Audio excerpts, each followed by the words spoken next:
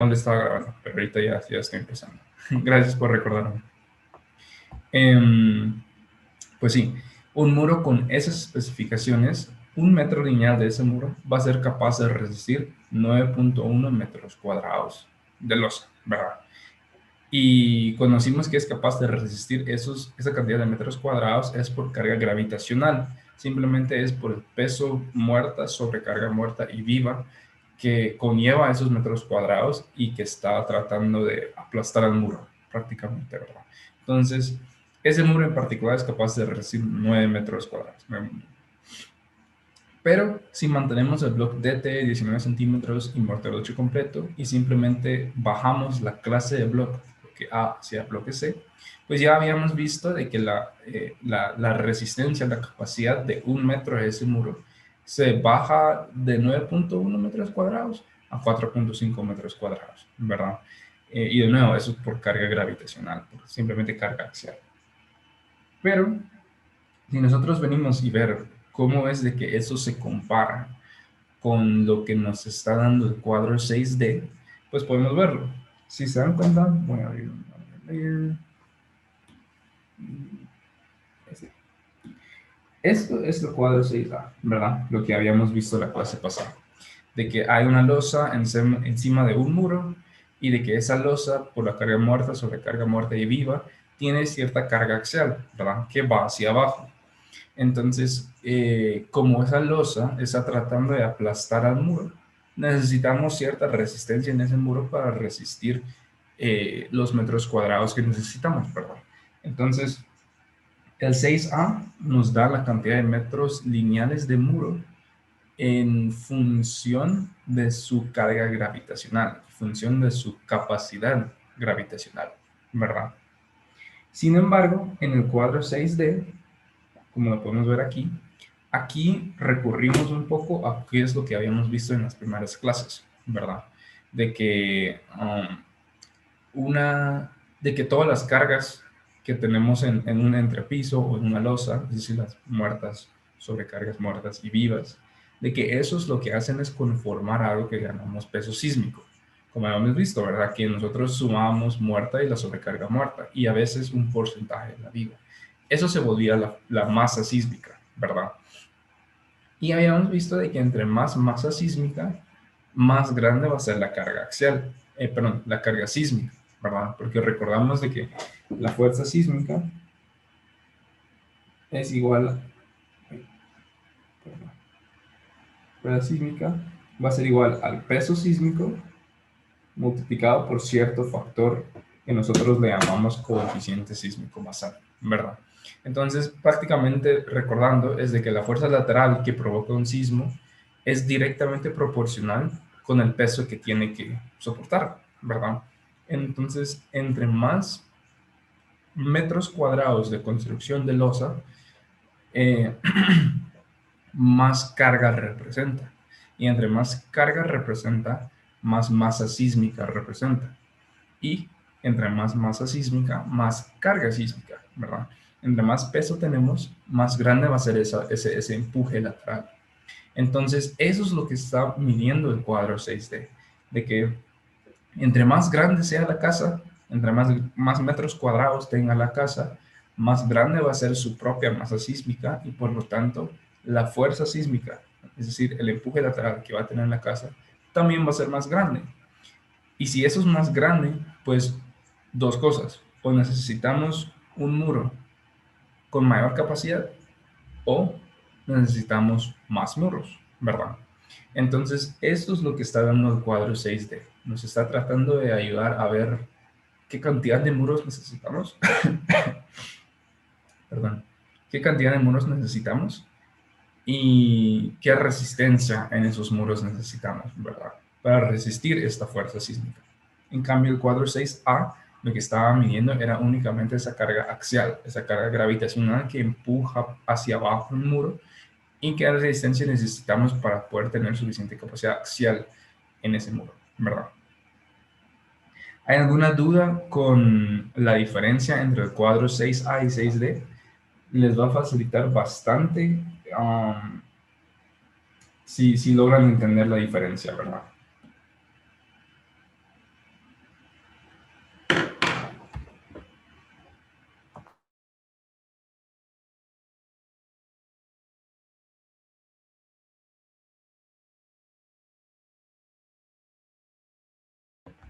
Ok, buenísimo. Ingeniero. Buenísimo. Ustedes interrúmpanme si, si algo no está claro, ¿verdad? Entonces, regresamos al cuadro 6D. Aquí lo que nos está diciendo es la cantidad de metros cuadrados de construcción que puede retener un metro lineal de pared, ¿verdad? Entonces, por ejemplo, si regresamos a la comparación como en nuestro ejemplo del cuadro 6A, un bloque A DT de 19 centímetros colocado con mortero de hecho completo tiene un factor de 14.8 y un bloque C con el mismo DT 19 centímetros y mortero de hecho completo tiene un factor de 10.5. Entonces, ¿qué es lo que significa eso? Pues prácticamente de que si estos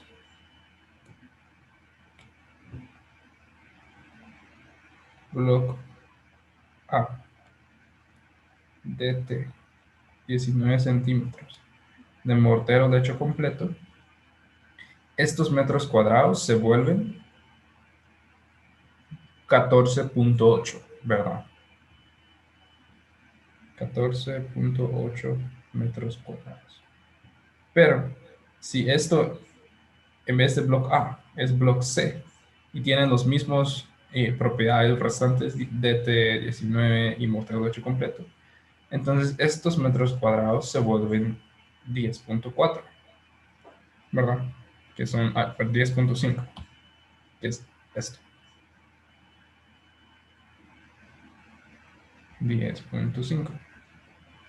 Entonces, prácticamente lo que nos está mostrando ahí es de que el bloque A tiene una resistencia lateral eh, suficiente para poder resistir la fuerza sísmica correspondiente a 14.8 metros cuadrados de construcción. Entonces, recordamos de que esos en el manual lo trabajamos en metros cuadrados por facilidad del usuario, ¿verdad? Pero esos metros cuadrados, 14.8, lo que representan es masa, ¿verdad? Entonces, Block A DT 19 MLC es capaz de resistir 14.8 metros cuadrados de masa, ¿verdad? Que eso se traslada a la fuerza sísmica y eso es lo que tiene que soportar el muro. Lo puede soportar con un metro lineal, ¿verdad? Pero el bloque C, que de hecho aquí no lo coloqué, el bloque C, con igual un metro lineal de ese muro, únicamente es capaz de resistir la fuerza sísmica correspondiente a 10.5 metros cuadrados de construcción, es decir, 10.5 metros cuadrados de masa sísmica, ¿verdad? Entonces, aquí vamos viendo de que los factores son distintos a los del cuadro 6A, ¿verdad?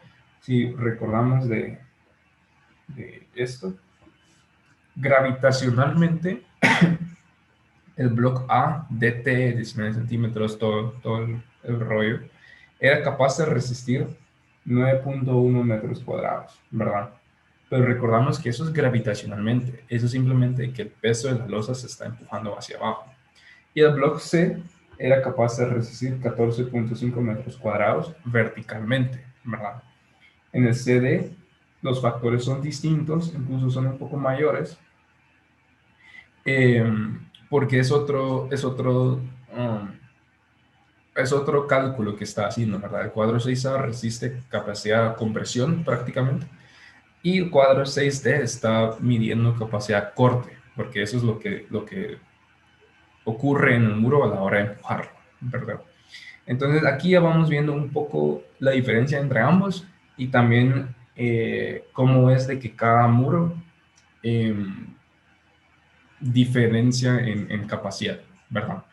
Entonces, al haberlo visto así, hay una cosa más que... Se lo voy a borrar. Una cosa más que diferencia el cuadro 6D del cuadro 6A. Si se dan cuenta, no solo hay un cuadro 6D, está este este y este, ¿verdad? Entonces, y si se dan cuenta, los factores dentro de cada uno cambian, ¿verdad? Aquí, por ejemplo, el bloque A, DT 19 centímetros, tiene 32, pero en este cuadro tiene 20.8. Y en este cuadro, la que ya habíamos trabajado, tiene 14.8, ¿verdad? Entonces, ¿a qué se debe esa diferencia en factores si la capacidad del muro se mantiene, ¿verdad? Pues prácticamente se recuerdan que al principio, voy a abrirlo, voy a volver a ver si me lo encuentro porque fueron los primeros.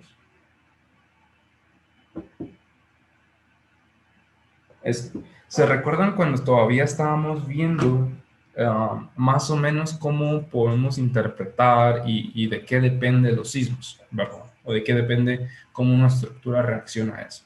Habíamos dicho de que depende de la masa de la estructura, que ahora ya sabemos entre más masa, más fuerza sísmica, entonces más fuerza debe resistir la estructura. Depende de la rigidez de la estructura, porque entre más rígido, eh, más fácil va a ser de que la estructura resista ese sismo, ¿verdad? Eh, pero también el número uno, de que nosotros al querer diseñar algo por un sismo, pues tenemos que saber para qué sismo tenemos que diseñar, ¿verdad? No es lo mismo que yo diseñe un sismo aquí en zona 15, Guatemala, a que lo diseñe en Petén, ¿verdad? O que lo diseñe en la costa, donde estamos muy cerca de eh, la falla de subducción. Entonces el sismo ahí va a ser más grande que el sismo aquí, y el sismo aquí va a ser más grande que el sismo en Petén, ¿verdad? Entonces sí, depende de qué tanto peso sísmico tenemos y depende qué es la resistencia y la rigidez de la estructura que tenemos, pero también depende de qué sismo puede ocurrir en el lugar del proyecto, ¿verdad? Si no logramos simular bien qué sismo puede ocurrir, pueden pasar dos cosas.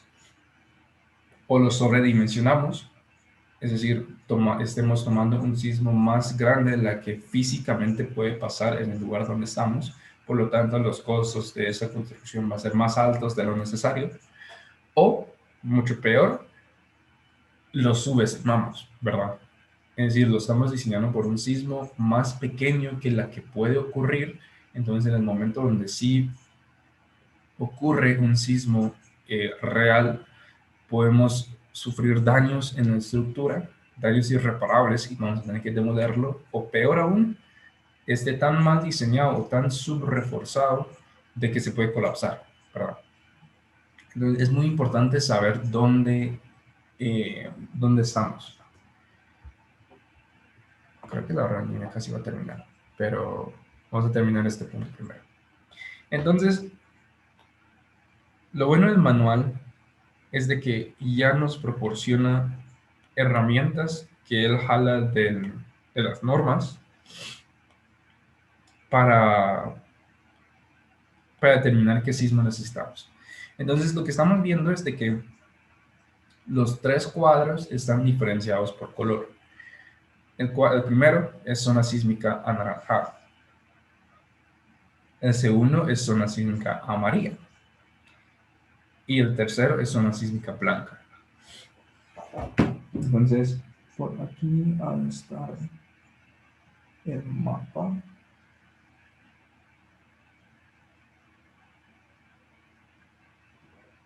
Entonces, ¿se recuerdan que en la NS2, cuando les dije que leyeran esa sección, se encontraban con un mapa de zonificación sísmica, ¿verdad?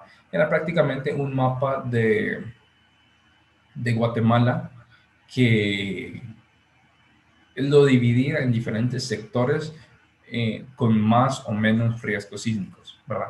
Lo voy a buscar solo para tener una comparación.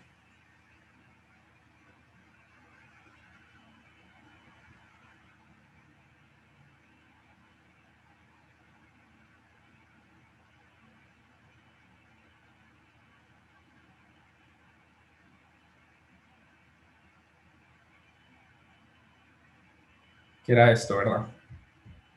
Lo que habíamos visto en una clase anterior.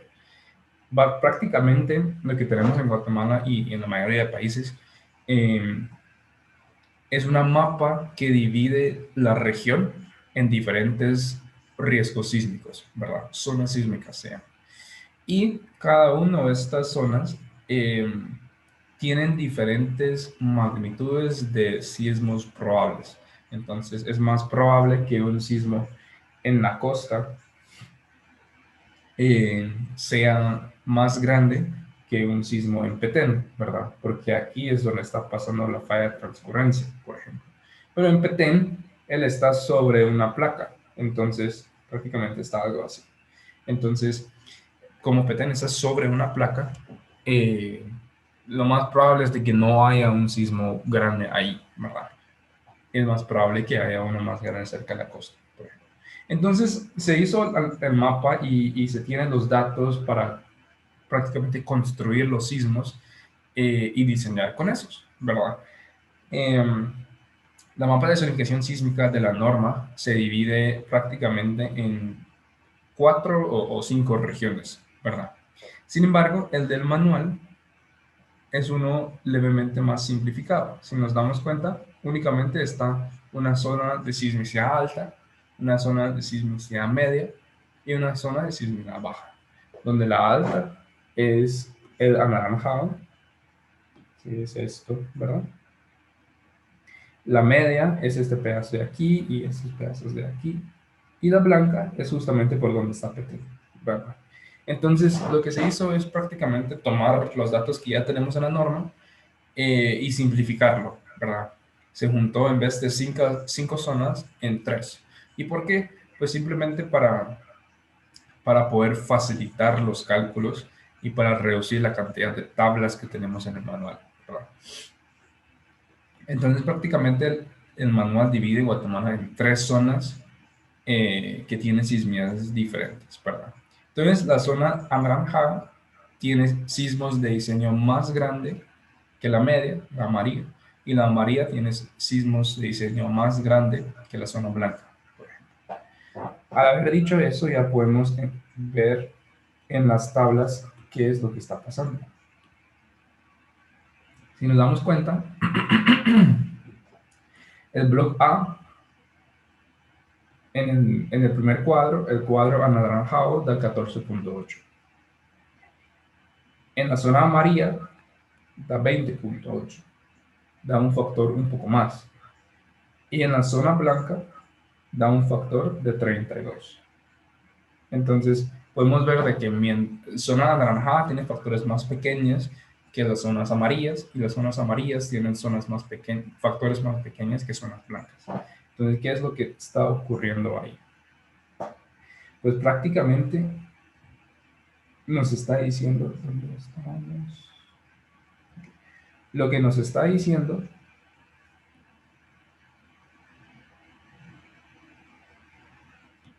es de que para zonas anaranjadas, este es 10.4, ya no me recuerdo de los factores exactos, pero 10.4, y el otro, la zona amarilla, era 20.8,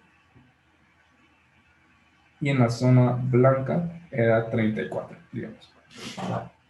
Entonces, la resistencia al muro es lo mismo, ¿verdad? Eso no cambia. Un bloque ADT19 MLC tiene la misma resistencia aquí en Guatemala que en Petén, que en la costa, ¿verdad? Eso no cambia. Lo que está pasando es de que el sismo en la costa, por ejemplo, la zona anaranjada, el coeficiente CF, ¿verdad? Es más grande que en las demás zonas. Es decir, el coeficiente cortante basal, el factor que nosotros le multiplicamos por el peso sísmico para obtener nuestra fuerza sísmica, es mayor a los demás. Por lo tanto, la fuerza sísmica con la cual nosotros estamos diseñando es más en la zona anaranjada que en las demás. En la zona blanca, nuestra fuerza sísmica, es decir, nuestro sismo de diseño, el posible sismo que puede haber, es menos que en la zona anaranjada. Entonces, con la misma capacidad de muro que nosotros tenemos del bloque A de T19MLC, podemos resistir más metros cuadrados en la zona blanca, donde el sismo es pequeño, comparado con la zona anaranjada, donde el sismo es más grande, ¿verdad? Como pueden ver, es casi el triple, prácticamente. Es decir, el sismo en la zona anaranjada prácticamente es el triple del sismo como en la zona blanca, ¿verdad? Eso es más o menos lo que está ocurriendo. Entonces, por eso es de que hay tres tablas diferentes para las diferentes zonas y por eso es de que hay diferentes factores en cada tabla, ¿verdad? Porque el sismo de diseño está cambiando en cada cuadro. Y aquí lo podemos ver. Si se dan cuenta, aquí abajo en las tablas nos dicen cuál es el peso sísmico que estamos considerando. En este caso son 1.800 libras por metros cuadrados. Esa es la masa que tomó el manual, ¿verdad? Y el CF, el coeficiente sísmico, que nosotros multiplicamos por ese W, en la zona anaranjada es 0.28. En la zona blanca, amarilla es 0.20. El peso se mantiene, perdón. Y en la zona blanca es 0.13 y el peso se mantiene. Entonces ahí ya se va viendo un poco de qué es lo que habíamos hablado, ¿verdad? De cómo juega esto de dónde están los sismos, ¿verdad? Ok, hasta el momento sí han logrado entender lo que estamos explicando, ¿verdad? ¿O hay alguna pregunta?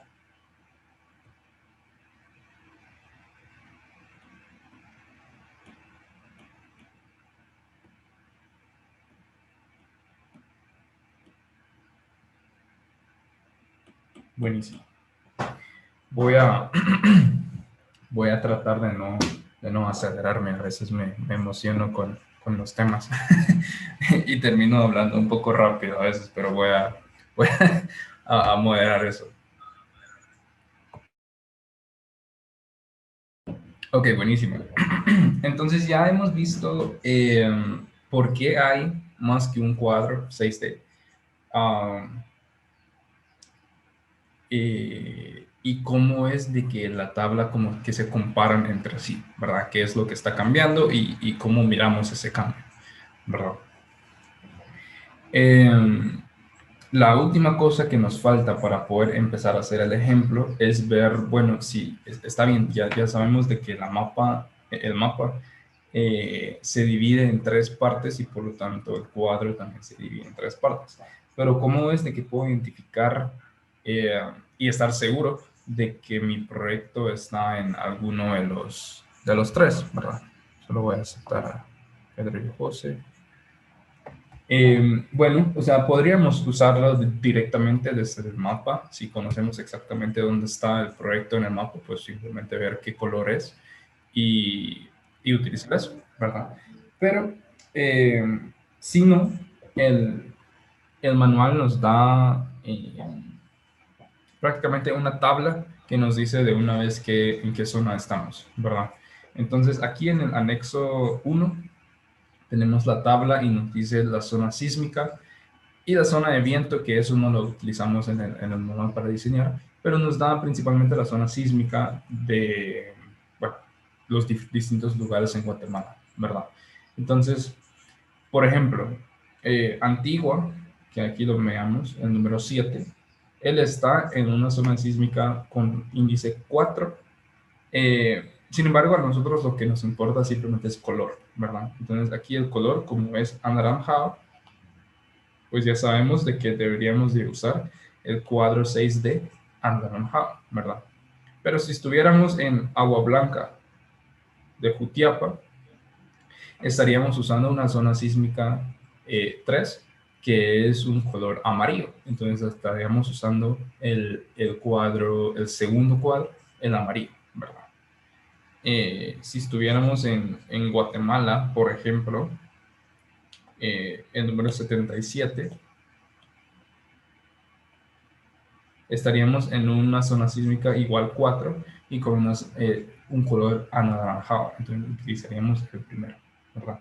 Y aquí lo que siempre usamos como ejemplo, ¿verdad? En Petén pues el índice es más bajo. El sismo ahí probablemente es más pequeño por todas las condiciones sismológicas que hay en el área. Y el color ahí va a ser blanco, ¿verdad?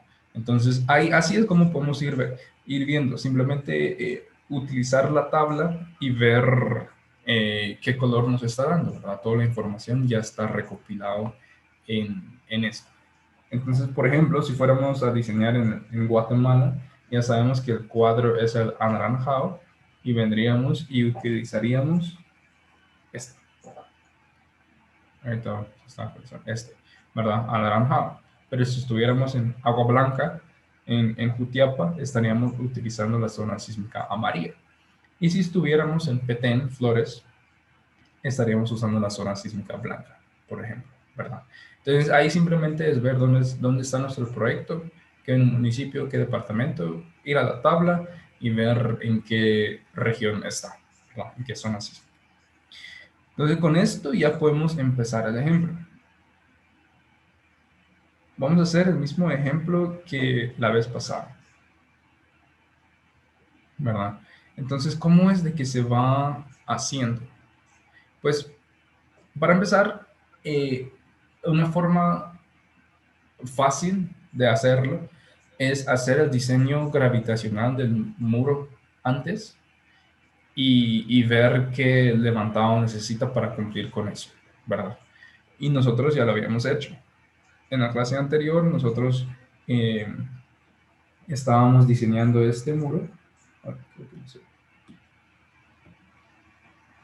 Este muro, la de 2 metros, y habíamos visto cuál es la división de paneles, habíamos determinado que la losa es una losa en 2 direcciones, por lo tanto un cuarterón se va a tributar hacia ese muro, determinamos qué área tributaria debe resistir ese muro y calculamos el factor, ¿verdad? Que nosotros nos había quedado 1.715 metros cuadrados por metro, eso es el factor que nosotros necesitábamos.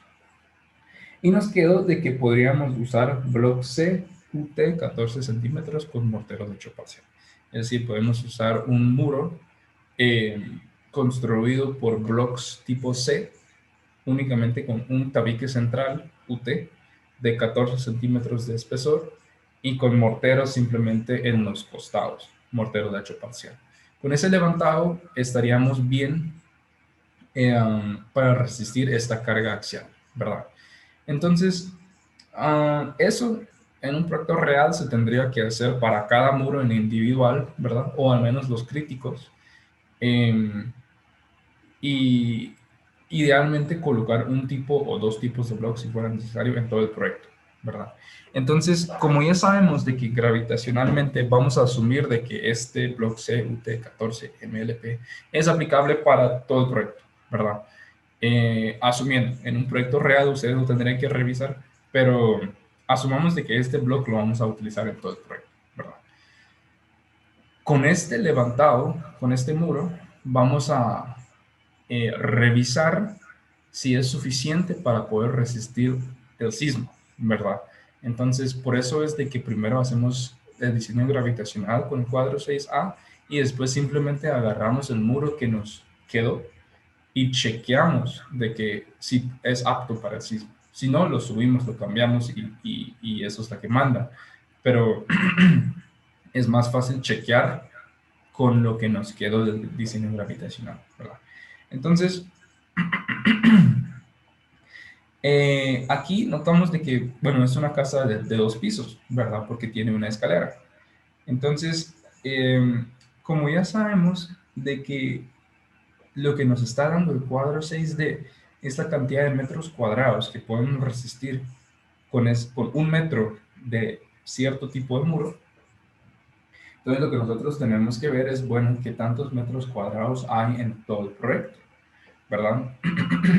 No es como en el cuadro 6A, donde tributamos áreas y miramos qué área en particular va a resistir cada muro. Es distinto, porque el muro, aunque tenga, aunque gravitacionalmente sí solo resiste una porción. Disculpe, me sacó. No se preocupe. Aunque gravitacionalmente la losa sí tributa cierta carga, ciertos metros cuadrados hacia cada muro en particular, sísmicamente todos los muros que hay en esa planta trabajan en conjunto para resistir el sismo cuando empuja a la casa en sí.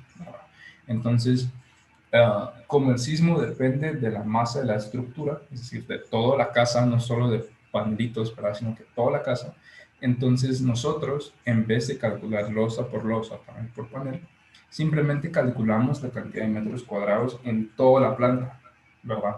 Y ver cuántos niveles hay, y eso va a ser el área que nosotros tenemos que resistir, porque entre más área en planta, más peso sísmico va a tener la casa en sí. Entre más peso sísmico va a tener la casa, más grande va a ser la carga sísmica, ¿verdad? Entonces, aquí lo que tenemos que hacer primero es que voy a poner el layer con esto para que se pueda ver.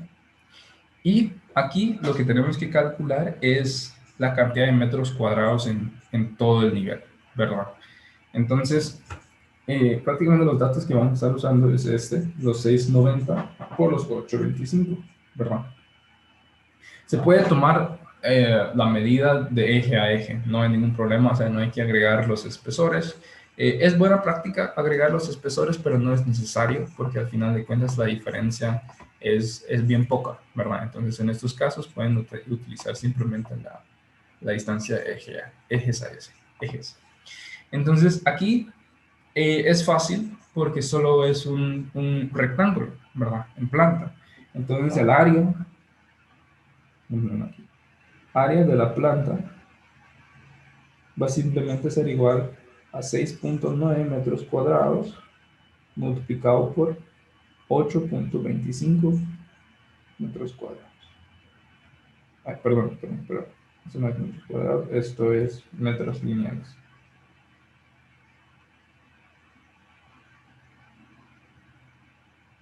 Entonces 6 por 9 por 8.25 nos daría 56.9 metros cuadrados. Esto es el área de la planta, ¿verdad? Sin embargo, como nosotros tenemos dos niveles, tenemos que hacer dos distinciones. Para esto voy a hacer un pequeño entonces, por ejemplo, si nosotros tenemos dos niveles, prácticamente lo que tenemos es esto.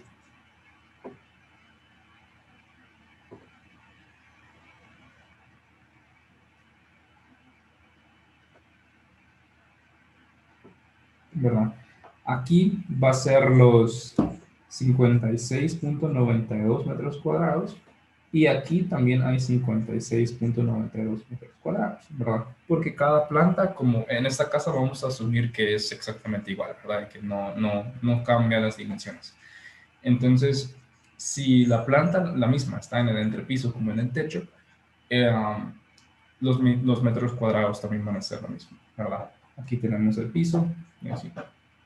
Entonces, esto representa una cierta masa y esto también representa otra masa, ¿verdad? Entonces, lo que sería prácticamente es algo así, de que, voy a borrar eso primero. Si miramos desde acá, desde esta sección, pues lo que tendríamos que tener es esto, de que hay una masa a nivel de entrepiso y hay una masa a nivel de techo y de que aquí vamos a estar aplicando una fuerza sísmica por cada masa, ¿verdad? Entonces, la carga, la resistencia que tienen que aportar los muros del primer nivel, pues es directamente relacionado con ambos masas, ¿verdad?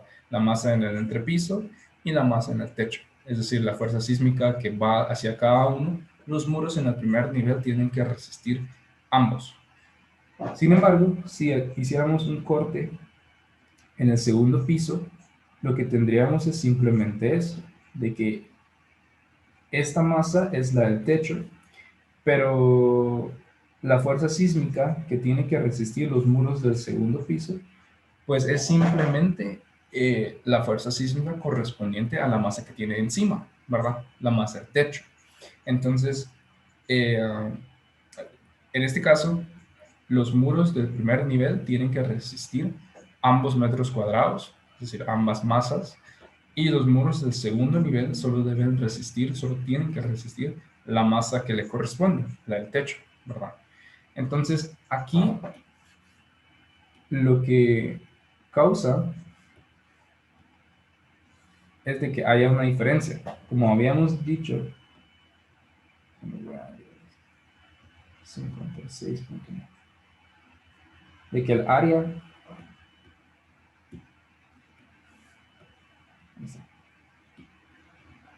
de la planta es 56.9 metros cuadrados. Entonces lo que voy a hacer es hacer dos casos. Sabemos de que los muros del segundo nivel tienen que resistir únicamente la masa que está por encima de su cabeza, ¿verdad? Únicamente la masa de una planta, 56.9 metros cuadrados. Sin embargo, los muros del primer nivel tienen que resistir esa masa, la del techo, pero también la otra masa, la del entrepiso. Entonces los muros del primer nivel tienen que resistir el doble, ¿verdad? 56.9 multiplicado por 2. Por 2. Porque como hay dos pisos por encima de él, tienen que resistir el doble de la masa, ¿verdad? 113.85 metros cuadrados. Entonces aquí ya podemos ver de que la masa que resiste el segundo nivel es menos que la masa que resiste los niveles de abajo, ¿verdad? Y si fuera 3 niveles sería igual. El último nivel tendría que resistir únicamente su masa. La del segundo nivel tendría que resistir la masa del segundo más la del tercero. Y los muros del tercer nivel tendrían que resistir el triple. La masa del tercer nivel, segundo nivel y el techo, ¿verdad? Entonces, con estos metros cuadrados es lo que nosotros vamos a venir y decir, bueno, con nuestro muro que habíamos dicho, bloque C de UT, 14 centímetros, mortero de hecho parcial, vamos a ver si es suficiente para poder resistir esa cantidad de metros cuadrados, es decir, esta cantidad de masa sísmica que se transforma en fuerza sísmica, ¿verdad? Entonces, si vamos y asumiendo que el proyecto está en Guatemala, ¿verdad? Entonces, por lo tanto, está en la zona sísmica anaranjada. La que nosotros habíamos utilizado era bloque C, UT de 14 centímetros, colocado con mortero de hecho parcial. Y estamos en la zona sísmica anaranjada.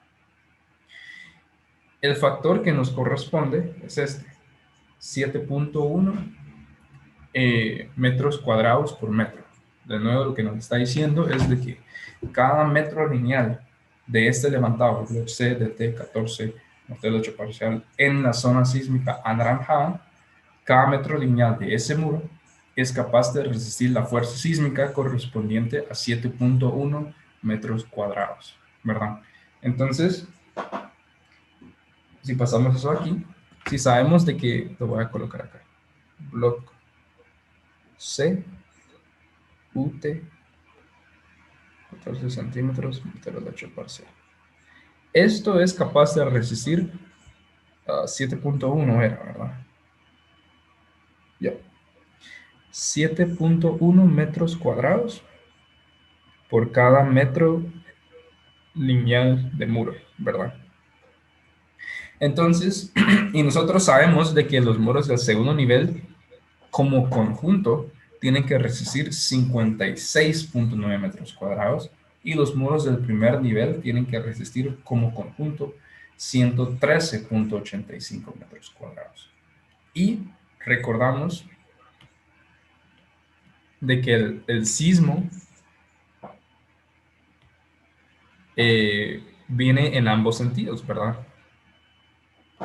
En un momento dado, el sismo va a empujar hacia arriba y en un momento dado el sismo va a empujar hacia la derecha o izquierda, ¿no? Entonces, cuando cuando el sismo viene en esta dirección, pues los muros que lo van a tener que resistir son los muros que también van en esa dirección, es decir, este pedacito y este otro grandote, ¿verdad? Esos tres muros, como son los que oponen a esa fuerza, son los que tienen que resistir esa cantidad de fuerzas sísmicas que corresponden a esa cantidad de metros cuadrados. Y si el sismo viene en la otra dirección, es decir, aquí, pues los muros que tienen que resistir la fuerza en esa dirección van a ser estos dos, estos cuatro y esos dos de acá. Todos esos muros son los que tienen que resistir la fuerza sísmica cuando va en la otra dirección. Y la fuerza sísmica que va arriba hacia abajo o izquierda hacia derecha va a ser lo mismo porque la masa va a ser la misma, ¿verdad? Entonces la fuerza que va hacia derecha e izquierda va a ser en magnitud igual a la que va hacia arriba y abajo. Entonces en nuestro caso lo único que nos importa son los metros cuadrados. Entonces, prácticamente lo que a nosotros nos importa es de que haya suficientes muros para resistir estos metros cuadrados en ambas direcciones, ¿verdad? Tanto arriba hacia abajo y derecha hacia izquierda. Entonces, ¿cómo es de que se mira eso? Pues si nosotros sabemos de que el muro resiste 7.1 metros cuadrados partido metro lineal y nosotros necesitamos, por ejemplo, en el primer nivel, que es la crítica, resistir 113.85 metros cuadrados, pues simplemente puedo venir y dividir, vamos a llamar esto área requerida. Podemos venir y dividir el área requerida dividido el factor del cuadro 6D, ¿verdad? Que sería 113.85 metros cuadrados dividido 7.1 metros cuadrados por metro lineal. Y esto lo que nos va a dar son los metros lineales necesarios, ¿verdad? Porque si yo ya sé qué capacidad tiene este levantado que yo quiero usar, y yo ya sé cuántos metros cuadrados necesito resistir, pues ya puedo simplemente dividirlos y decir, bueno, entonces voy a necesitar tantos metros lineales de este muro para resistir este área, ¿verdad? Entonces, si dividimos eso,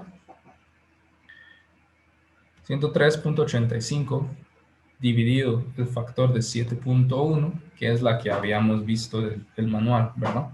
Lo que necesitamos son 16.03 metros lineales de muro. 16, ¿verdad? Entonces esto se vuelve 16 metros.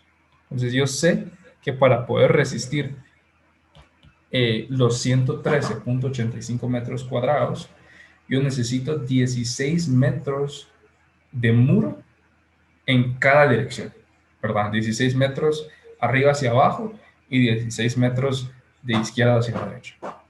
Entonces veamos si lo tenemos. Voy a poner este. Verticalmente habíamos dicho que tenemos este muro y este pequeño. Veamos si es más que 16 metros, ¿verdad? Esos dos muros, este y este, miden 8.25 cada uno. Entonces 8.25 multiplicado por 2 es 16.5 metros lineales. Entonces ya solo con estos dos muros tenemos,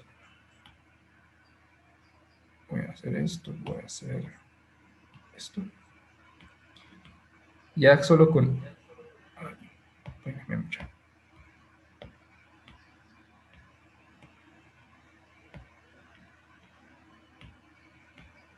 ahí estamos. Solo con este muro y este muro, ya contamos con 16.5 metros cuadrados. Y esto es mayor a los 16 metros que habíamos requerido, ¿verdad? Entonces, en el sentido arriba hacia abajo, ya sabemos de que tenemos suficientes muros para poder resistir la fuerza sísmica que corresponde a la masa, a los metros cuadrados, la masa que tenemos, ¿verdad? Ahora, ¿qué sucede con este murito de aquí? Si damos cuenta, es prácticamente 1,95 a la mitad, ¿verdad? Está casi que a la mitad del tramo. ¿Cuál es la longitud de ese muro y cuál es el problema? 1,95 dividido 2, es decir, de que ese muro es más o menos 1 metro, ¿verdad? Más o menos.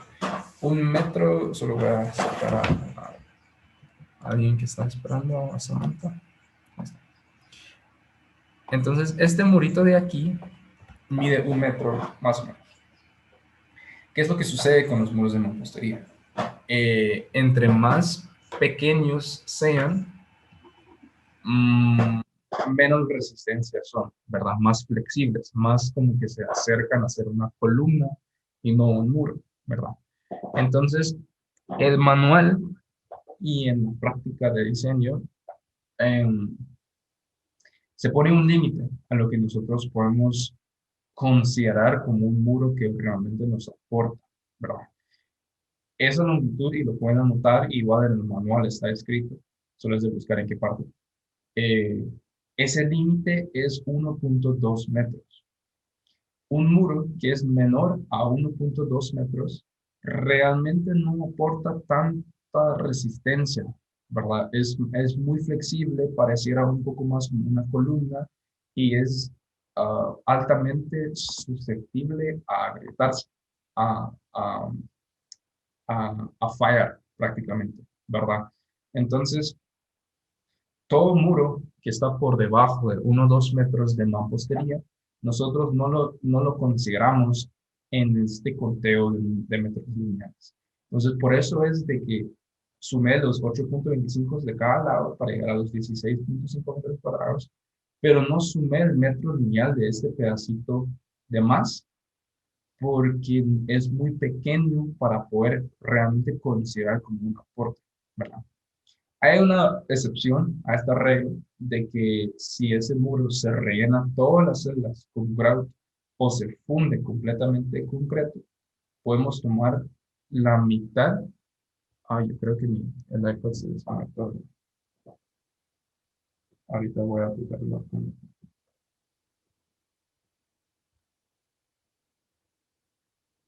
Sí, es que se durmió. Pues sí. em, ¿Pueden ver la pantalla ahorita?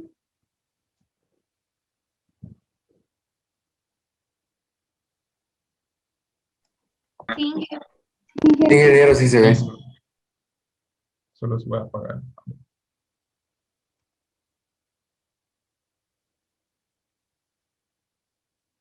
Ok. Entonces, lo que habíamos visto ahorita es de que muros menores a 1,2 metros lineales no lo vamos a considerar si es una mampostería. Lo vamos a desperdiciar, vamos a decir de que despreciar, perdón, y vamos a decir, bueno, no lo voy a tomar, voy a contar todos los muros que sí estén mayor a 1,2 metros. Entonces, también se había dicho que hay unas excepciones. Si nosotros a este muro, sin importar qué tipo de levantado tiene, fundimos cada celda con grout, que es un material cementicia, ¿verdad? O lo fundimos completamente de concreto y lo colocamos como si fuera un muro de concreto. Eh, eh, Podemos contarlo, pero no su longitud completa, porque al ser tan pequeñas, igual siguen siendo susceptibles a fallas. Entonces, podemos contarlo, pero únicamente la mitad de la longitud de ese muro, ¿verdad? Entonces, en este caso, por ejemplo, si este 1 metro necesitábamos contarlo para poder cumplir con estos 16 metros, ¿verdad? Digamos, Podríamos haberlo tomado a la mitad, es decir, 50 centímetros, si y solo si nosotros en los planos rellenamos ese muro con grout o decimos, ese muro, ese tramito no va a ser de mampostería, fúndenlo de concreto y lo vamos a detallar como si fuera un muro, ¿verdad? Voy a abrir los participantes solo por si alguien. Entonces, ah, eso es un tipo de muro que no se toma en cuenta. Muros que están por debajo de 1.2 metros. Puede tomar la mitad si se pone con concreto o si se rellena en concreto. Otro tipo de muro que no tomaríamos en cuenta son los muros que no son continuos de piso a cielo. Es decir, todos los sillares que hay por debajo de ventanas, por ejemplo, o cualquier muro bajo que no llega a la losa, todos esos muros no los vamos a cortar, porque para poder aportar a la sismoresistencia de la estructura, tiene que estar amarrando los cimientos con la losa, o tiene que estar amarrando para pisos superiores, losa con losa, ¿verdad? Entonces, no vamos a contar eh, sillares, ¿verdad? Es decir, todos esos muros que están por debajo de ventanas, no los vamos a contar. Únicamente son los muros continuos y los muros mayores a 1.2 metros, ¿verdad? ¿Hay alguna pregunta con esto lo que acabo de decir? Sí, yo tengo una. Dime. Usted comentó ahorita que los dinteles y sillares no, ¿verdad? Entonces, si algún muro es muy grande y tiene ventanas o puertas, le restamos la cota de la puerta. Exacto. Ah, ok. Por ejemplo, si nosotros aquí, en vez de muro, aquí tuviéramos una ventanita de 50, digamos, no sé. Entonces, por lo tanto, el CIAR ahí también es de 50. Entonces, a estos 8.25 le restaríamos los 50 centímetros de este dintel y nos quedaría únicamente con 7.75 metros, ¿verdad? Entonces ya nosotros contaríamos únicamente 7.75, ¿verdad? Y si se dan cuenta, si nosotros tuviéramos dos ventanas aquí, por ejemplo, 50 y 50, pues 7.5 más 7.5 nos da 15.5, ¿verdad? Entonces eso ya nos causaría que dijéramos, bueno, no cumple porque no es mayor a 16 metros de lo que necesitamos, ¿verdad? Entonces sí, donde haya dinteles o sillares, eso lo restamos del conteo de muros, lo despreciamos, ¿verdad? Y que tengo otra pregunta relacionada justamente con esto. Si digamos un muro de digamos, 140 centímetros y tiene una ventana 20 centímetros, termina siendo el muro de 1,20. Pero usted comentó que el muro de 1,20 ya no se cuenta como muro bajo las reglas, ¿verdad? Sí, o sea, es 1.20 o mayor, ya se cuenta. Entonces, si tenemos un muro de 1.20 exacto, podemos contarlo. Si es de 1.19 hacia abajo, ya no, ¿verdad? Entonces, digamos, si mi muro da menos de 1,20 restándole ya la ventana, Ujú. eso ya no cuenta, ¿verdad? Eso ya Aunque no el muro cuenta. mida más con ventana. Exacto. Ajá. Ok, esa era mi duda. Gracias. Sería como estos, ¿verdad? Porque estos muros, por ejemplo, ¿cómo van a ser?